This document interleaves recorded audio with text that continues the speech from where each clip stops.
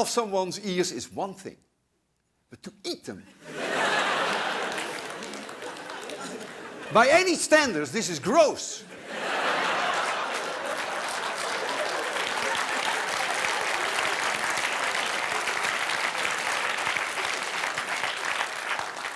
Hamentashen is cannibalistic food, peasant food at best.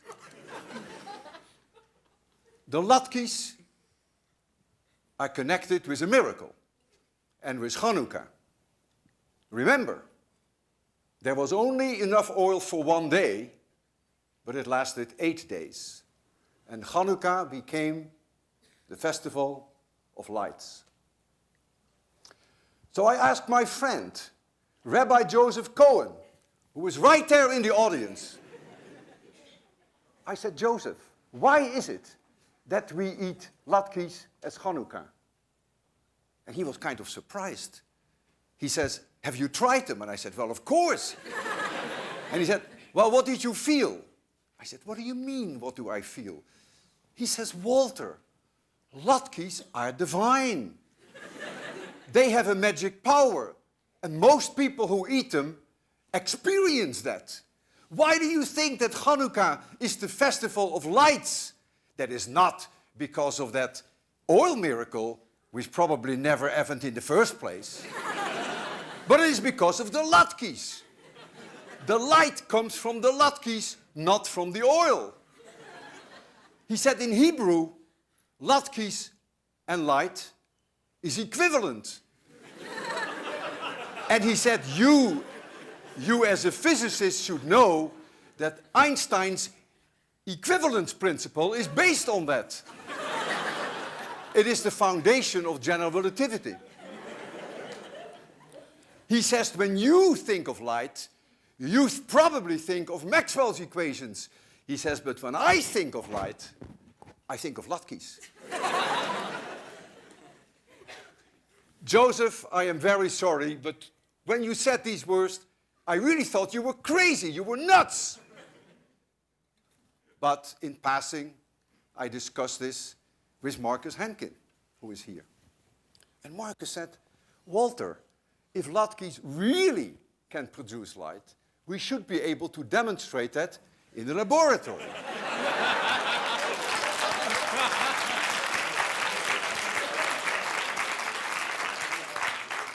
So we started a small research project with latkes, and we did most of the work during IAP. And I feel proud that I can share with you some of our very exciting results. What you see here is a very simple coil. It's a copper coil which is connected to a 100-watt light bulb. Nothing else. And what I have here is a serving dish with latkes. And I also have Hamentashen.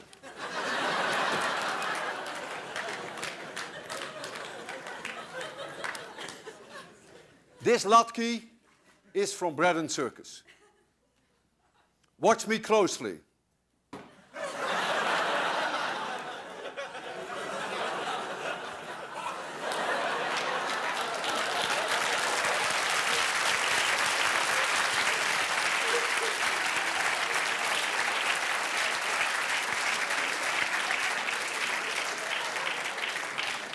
This scientific experiment shows conclusively that latkes are a source of light.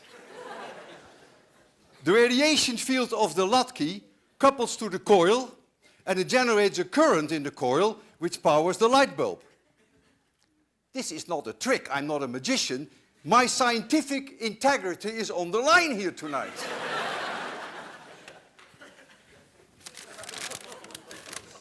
Hamentashen.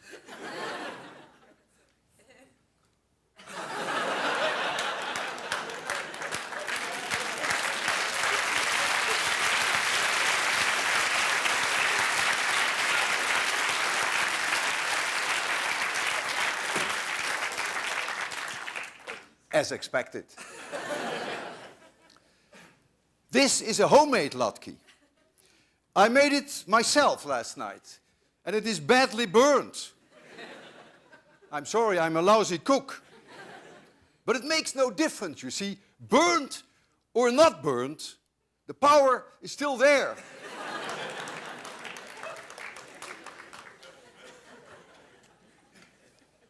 There are 3 Europe students working on this project. 1 postdoc and 2 graduate students. And we're about to publish this. And you should therefore not discuss with anyone what you have seen this evening, because it's still highly proprietary. Clearly, this has the potential for a Nobel Prize.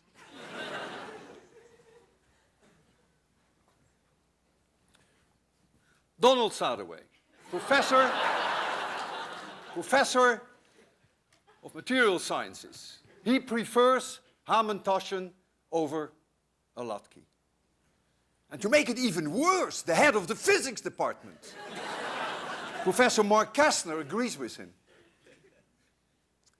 Now, we haven't heard Professor Jeremy Wolff yet, but I fear the worst for him. And frankly, I wouldn't even be surprised if the president of Harvard would agree with these guys. But would the president of MIT prefer Hamentashen over the divine latkes? Would she ever want to eat a Hamentashen? Would she even want to be close to a Hamentashen? Now, we are very fortunate that she is still here. So I can ask her this question. Susan, would you ever eat a Hamentashen? I would never, ever eat a Hamentashen.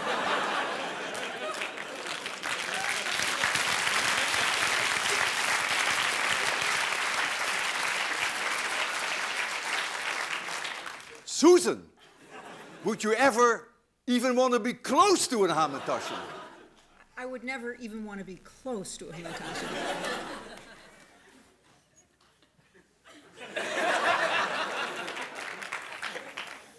I made my point, thank you.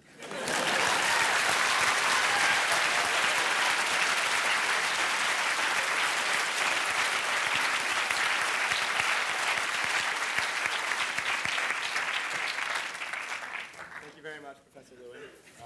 And now we're going to conclude the participants with Professor Wolff. I'd like to thank Professor Lewin for that setup. I'm actually, frankly, quite surprised, having done this a couple of years ago, that we're still here tonight, having thought that the issue was pretty effectively settled then, but apparently there are some people who are slow learners. So a brief review of at least some of the literature seems to be in order here. I'm coming from the behavioral sciences side, so let me start with a little bit of behavioral research here.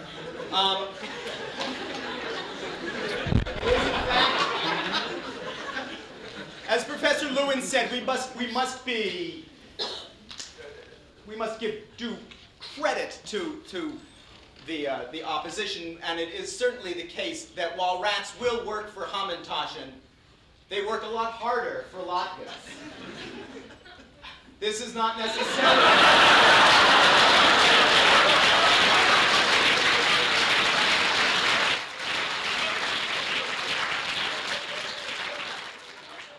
And we all know that...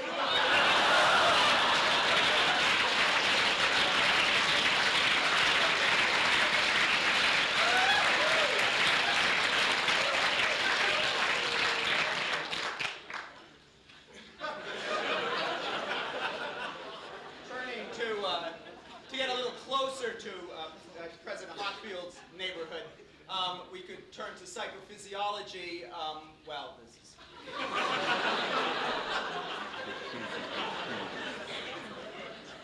And I should note, this will be familiar to a number of people here from their intro psych textbook. What doesn't get published, I'm being lost for posterity here. What doesn't get picked up in the intro psych textbook is the tragic results of the control experiment in this case, which is the very sad effects of secondhand Latke consumption.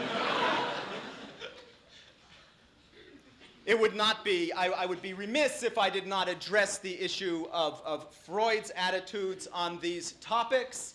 As many of you know, it is commonly thought that Freud worried that psychoanalysis, his baby, would be seen as somehow too much of a Jewish science. That turns out to be a misunderstanding of what Freud actually said. If you take a look at his letters to Karl Abraham, what he really said was that we must not let our psychological Forschung, our psychological research, be turned into a Latkische Forschung. This has been interpreted as somehow meaning that he was worried about its Jewish content, but that's clearly not true, because it is clear that Freud appreciated the Jewish roots of his work and based a great deal of it on the Hamentashen.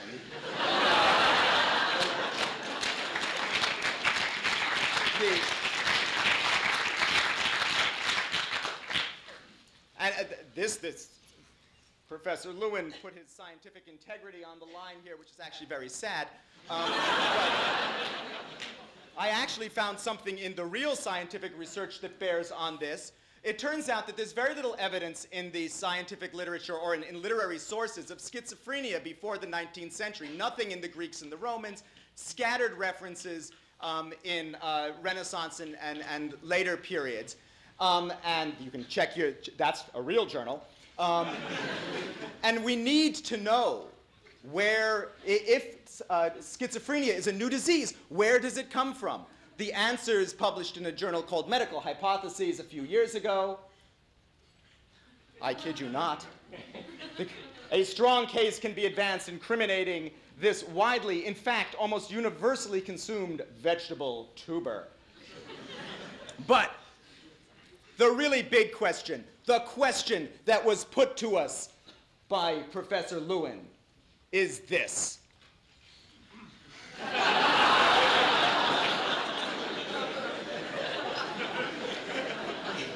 So, of course, I haven't, she hasn't been here long enough to have a real track record here, so I went and looked in the Yale archives.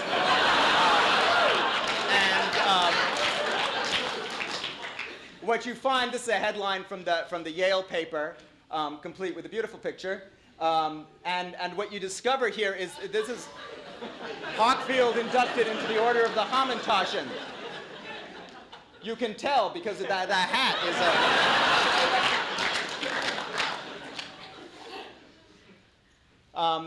it's Dr. Hockfield, it says in the Chronicle of Pastry and Higher Education, said to be the first neuroscientist so honored, and this obviously got my attention, and I wanted to know why, and so I went to PubMed, like we all do, and I'm sure you recognize the article, after all. I'm not sure you can read this. I mean, this actually makes it very clear why President Hockfield is unwilling to get near or touch a Hamentashen. While she is a notable Hamentashen researcher, she turns out to have an extremely unusual recipe for Hamentashen. As you can perhaps read in the abstract of this, it contains toad, nematode, and chick ortholog, which, and I feel obligated to suggest that you not try this at home.